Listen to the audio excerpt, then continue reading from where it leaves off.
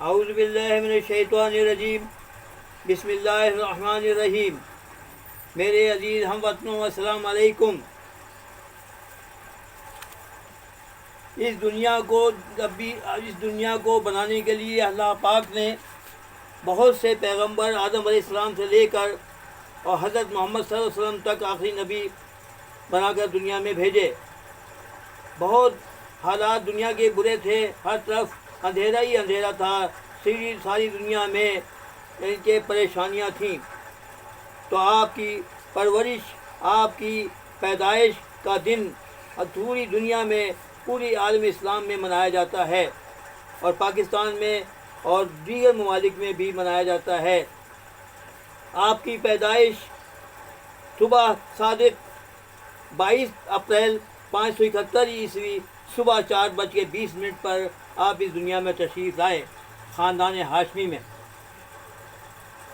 جناب، جب آپ پیدا ہوئے تو گھر میں ہر طرح کی روشنی ہی روشنی ہو گئی، ہر طرف نور ہی نور پھیل گیا، اور آپ ایسا معلوم ہوتا تھا کہ کوئی فرشتہ اس دنیا میں آیا ہے۔ آپ کے دادا حضرت جناب عبدالمطلب صاحب نے آپ کو لے کر گود میں خانہ کعبہ میں تشریف لے گئے اور نام محمد رکھا۔ 7 روز آپ کی والدہ محترمہ حضرت آمنہ نے دودھ پلایا، اس کے بعد حضرت صوفیہ نے دودھ پلایا، اور بی بی حلیمہ نے دودھ پلایا۔ حلیمہ سعدیہ نے ان کی پرورش بہت ہی لاجواب کی، اور ایک اچھا طریقے سے آپ کی پرورش کی، جس کی مثال اس دنیا میں نہیں ملتی۔ آپ اس قدر ان سے محبت کرتے تھے کہ جب بی بی حلیمہ تشریف لاتی تھیں تو آپ کھڑے ہو جاتے تھے اور اپنی چادر مبارک پھیلا دیتے تھے اور اس پر بیٹھنے کے لیے کہتے تھے، اور وہ اس پر بیٹھتی تھیں۔ اس دوران حضرت آمنہ جو کہ آپ کی والدہ تھیں، وہ اپنے خاوند کی قبر کی طرف مدینہ منورہ میں لے کر ان کو گئیں، اور وہاں پر مریض ہو کر وہ وفات پا گئیں۔ اس طرح آپ جب ابھی پیدا بھی نہیں ہوئے تھے تو آپ کے والد صاحب کا انتقال ہو گیا، اور اب والدہ صاحبہ کا انتقال ہو گیا۔ تو آپ کی پرورش آپ کے دادا حضور نے کی، اور بہت اچھی طریقے سے کی، اور اس کی مثال یہ ہے کہ آپ نے ان کو یہ کہا کہ جس طرح چاہو تم اس دنیا میں کام کر سکتے ہو، تم ایک اچھے انسان ہو۔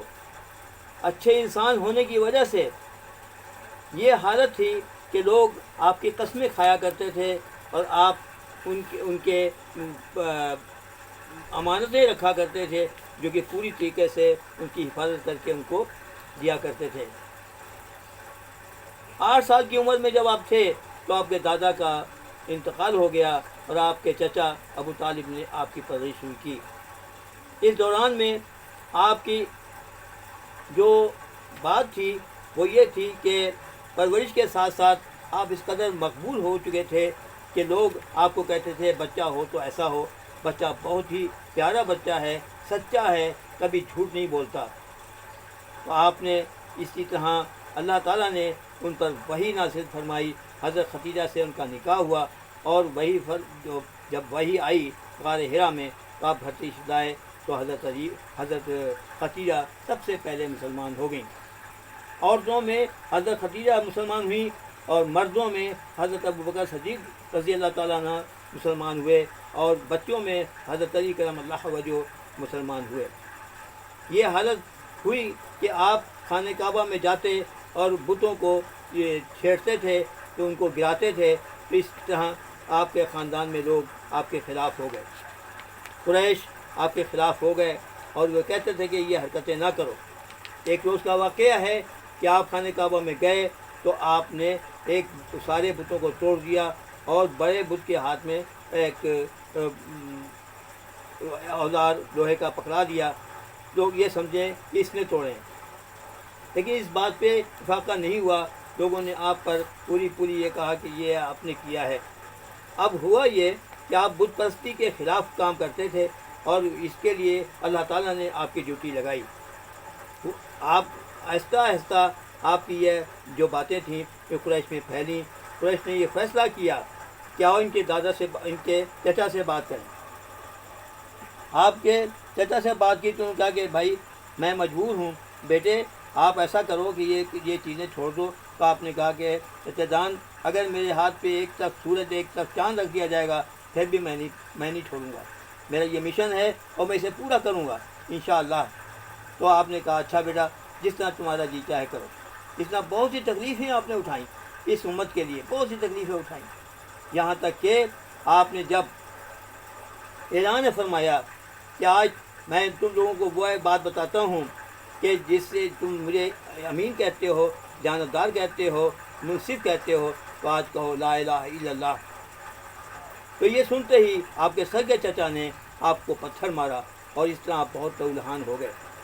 ये चीज़ें होती रहीं आपकी ज़िंदगी में, लेकिन आपने मिशन अपना नहीं छोड़ा, क्योंकि खुदावंद करीम आपके पीछे इस बात को बिल्कुल पूरी तरीके से हिफाजत करते रहे। हुआ ये कि जब आपने ये सोचा कि अब इसकी तबलीग जो है वो लोगों में करें, तो आपने दुआ फरमाई कि हज़रत उमर सद्दीक़ रज़ी अल्लाह ताला अन्हु, हज़रत उमर खत्ताब रज़ी अल्लाह ताला अन्हु को तुम मुसलमान बना दो। तो आप इरादा कत्ल से हज़रत उमर तशरीफ़ ला रहे थे, तो रास्ते में उनके एक दोस्त ने बताया कि तुम पहले अपने घर में तो देखो, तुम्हारी बहन और तुम्हारा बहनोई मुसलमान हो चुका है। तो आप फ़ौरन वापस हुए, नंगी तलवार हाथ में थी, और बहन और भाई को ये देख कर कि वो कुरान की तिलावत कर रहे हैं, वो नाराज़ हुए और उनको मारा पीटा। लेकिन फिर भी आपकी बहन ने कहा उमर तुम जितना जुल्म चाहो कर लो, लेकिन हम तो मुसलमान हो चुके हैं। इस पर आपने कहा अच्छा तो आप मुझे पढ़ कर बताओ कि क्या है। तो आपने कहा पहले नहाओ, आप सही हो, फिर इंशाल्लाह हम आपको बताएंगे। तो आपने जब सुना तो आप फ़ौरन नबी करीम सल्लल्लाहु अलैहि वसल्लम की तरफ उसी नंगी तलवार के लिए आप चले गए। लोगों ने ये समझा पता नहीं किस इरादे से आए हैं। आप नबी पाक सल्लल्लाहु अलैहि वसल्लम खड़े हो गए और आप जब तशरीफ़ लाए तो आपने कहा उमर कैसे आए हो। तो आपने फरमाया कि मैं आपके पास आया हूँ, ला इलाहा इल्लल्लाह मुहम्मद रसूलुल्लाह। इस तरह इस्लाम में एक ताकत पैदा हुई और पूरे इस्लाम में एक मज़हब फैला। आज हम इस मज़हब को मानने वाले हैं, लेकिन इस मज़हब की जो बुनियादी चीज़ें हैं वो हम नहीं मानने को तैयार होते हैं। काश अगर हम लोग सब आलम इस्लाम पूरी तरीके से इनकी बातों पे अमल करें, इनके जो बातें हैं उसको देख कर चलें, उसके ऊपर अमल करें, सख्ती से अमल करें, तो इंशाअल्लाह ताला कोई चीज़ भी ऐसी नहीं है जो दुनिया में पीछे रह जाए और हम लोग इज़्ज़त आबरू से अपनी ज़िंदगी बसर कर सकें। हमें चाहिए कि नबी करीम सल्लल्लाहु अलैहि वसल्लम के नक्श कदम पर हम चलें तो हमारा सारा मसला हल हो जाएगा और आलम इस्लाम में हमारा एक नाम होगा इंशाअल्लाह। बस इस वक्त इतना ही है और खुशी है आप सबको यौम पैदाइश हज़रत मोहम्मद नबी करीम सल्लल्लाहु अलैहि वसल्लम आखिरी नबी सल्लल्लाहु अलैहि वसल्लम की आपको सबको मुबारक हो, बहुत बहुत मुबारक। पाकिस्तान जिंदाबाद, खुदा हाफिज़।